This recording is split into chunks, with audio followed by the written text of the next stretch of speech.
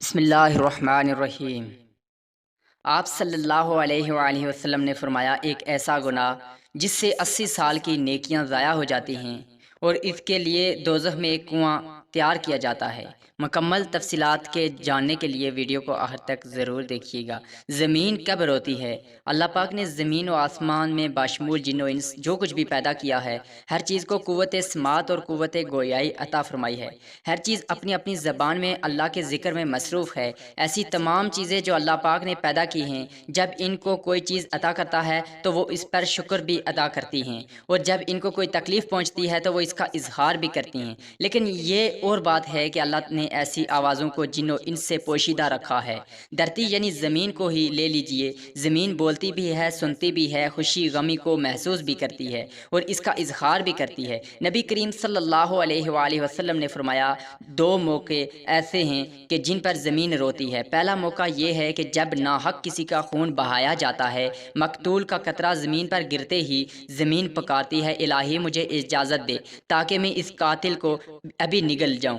آواز آتی ہے، ذرا صبر کر، یہ تیرے اندر ہی آئے گا۔ دوسرا موقع یہ ہے کہ جب زانی زنا کا ارتکاب کرنے کے بعد غسل کرتا ہے تو پانی کا پہلا قطرہ زمین پر گرتا ہے تو زمین زار و قطار روتی ہے اور کہتی ہے، الہی مجھے اجازت دے تاکہ میں اسے نگل لوں۔ آواز آتی ہے، تھوڑی دیر صبر کر، یہ تیرے پاس ہی آئے گا۔ زناکاری ایک بدترین لعنت، ذلت اور پستی کی علامت ہے۔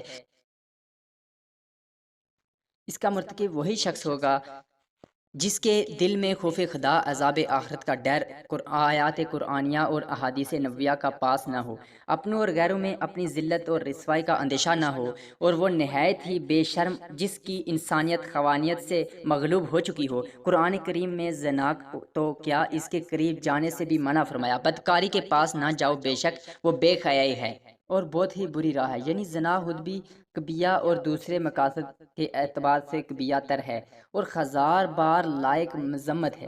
افراد کی روحانی پاکیزگی اور اخلاقی طہارت کے بھی منافی ہے۔ روحانیت کے چہرے پر ایک بدنما داغ ہے اور جسمانی معاشرتی مرتبہ کے لحاظ سے بھی قابل نفرت ہے۔ حضرت ابو ہریرہ رضی اللہ تعالیٰ عنہ سے روایت ہے کہ حضور اقدس صلی اللہ علیہ وسلم نے ارشاد فرمایا، جو عورت کسی قوم میں اس کو داخل کر دے اور جو اس قوم سے نہ ہو، یعنی زنا کرایا اور اس سے اولاد ہوئی، تو اسے اللہ عز و جل کی رحمت کا حصہ نہیں ملے گا اور اللہ تعالیٰ اسے جنت میں داخل نہ کرے گا۔ حضرت عبداللہ بن عباس رضی اللہ تعالیٰ عنہ سے روایت ہے کہ رسول اللہ صلی اللہ علیہ وسلم نے ارشاد فرمایا، جس قوم میں زنا اور سود ظاہر ہو جائے تو انہوں نے اپنے لیے اللہ عز و جل کے عذاب کو حلال کر لیا۔ حضرت عمر بن عاص رضی اللہ تعالیٰ عنہ سے روایت ہے کہ نبی اکرم صلی اللہ علیہ وسلم نے ارشاد فرمایا، جس قوم میں زنا ظاہر ہوگا وہ قید میں گرفتار ہوگی، اور جس قوم میں رشوت کا ظہور ہوگا وہ روم میں گرفتار ہوگی۔ حضرت بریدہ رضی اللہ تعالیٰ عنہ سے روایت ہے کہ رسول اللہ صلی اللہ علیہ وسلم نے فرمایا، ساتویں آسمان اور ساتوں زمینیں بوڑھے زانی پر لعنت کرتی ہیں۔ نبی کریم صلی اللہ علیہ وسلم نے فرمایا، زنا سے 6 باتیں ظہور پذیر ہوتی ہیں، 3 دنیا میں اور 3 آخرت میں۔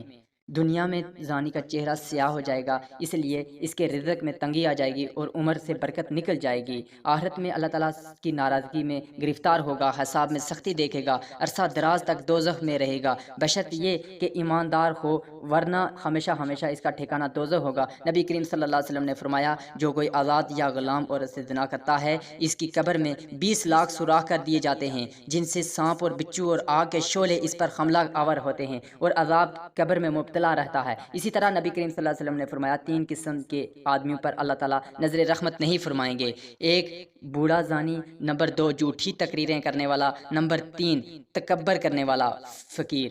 آپ صلی اللہ علیہ وسلم نے فرمایا، زنا سے 80 سال کی نیکیاں برباد ہو جاتی ہیں اور دوزخ میں ایک کنواں زانیوں کے لیے تیار کیا جاتا ہے جس میں انہیں عذاب دیا جاتا ہے رہے گا۔ اس کا نام حاویہ ہے۔ اس سے اگر ایک ذرہ نکال کر دوزخ کے دوسرے حصوں میں ڈالا جائے تو وہ اس سے جل جائیں۔ کسی انسان کا قتل کرنا کتنا بڑا گناہ ہے، احادیث سن لیجئے۔ حضرت ابو سعید حضری اور حضرت ابو ہریرہ رضی اللہ عنہ سے روایت ہے کہ حضور نبی کریم صلی اللہ علیہ وسلم نے مومن کے قاتل کی سزا جہنم بیان کرتے ہوئے ارشاد فرمایا، اگر تم آسمانوں اور زمین والے کسی ایک مومن کے قتل میں شریک ہو جائیں تب بھی یقیناً اللہ تعالیٰ ان سب کو جہنم میں جھونک دے گا۔